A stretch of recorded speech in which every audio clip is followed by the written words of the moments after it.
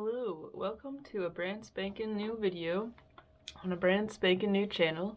I'm Thera Pies, and today we're going to talk about gaslighting. I'm just kind of reading off this thing I prepared because I'm not that good at public speaking, so fuck it. Anyways, so we're going to talk about gaslighting, what it is, how to identify it, when it's happening or happened, how to respond, and how to best distance yourself from a gaslighter. I've also been through a lot of abuse situations. I've seen some gaslighting in my day, and I could talk about that too. So a gaslighter can be anyone, and unfortunately can hide behind the mask of a person who is opinionated or stubborn. But for example, like if you always feel invalidated by like that one person in your friend group, you feel that they always walk over you, or walk over what you have to say. You try to address how you feel to them, and they act like it's... I can't see myself.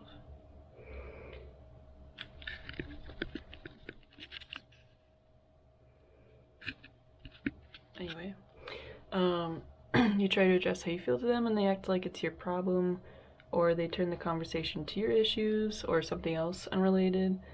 That person or that friend could be a gaslighter. So gaslighting, as defined by Google, is to manipulate someone by psychological means into questioning your own sanity. It could also be questioning their own reality, memory, or perceptions. So basically a person, for whatever reason, cannot or will not address their own issues, so they say something that makes you like question what you addressed in the first place. So anecdotal time. I actually have all the real world psychology examples I ever need in my mom. So she's completely out of record. She stalks me.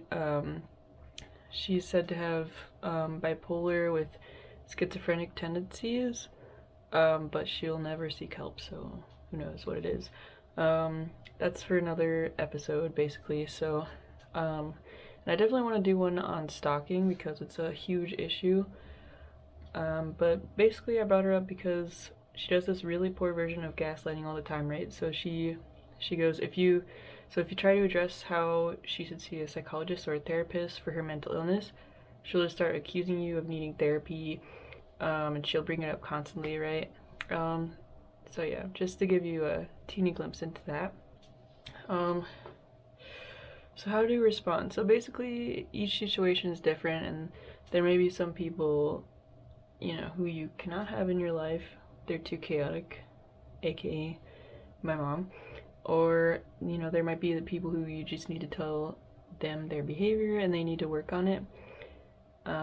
So that might be like somebody in your life who just needs some redirection.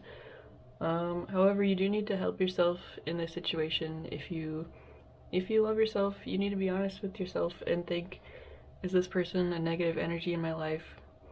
Do I need to distance myself from them so I can be healthy and happy?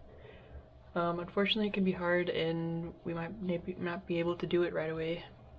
And those who are those who we are dependent on emotionally, financially, etc., can be the ones who are like gaslighting or hurting us.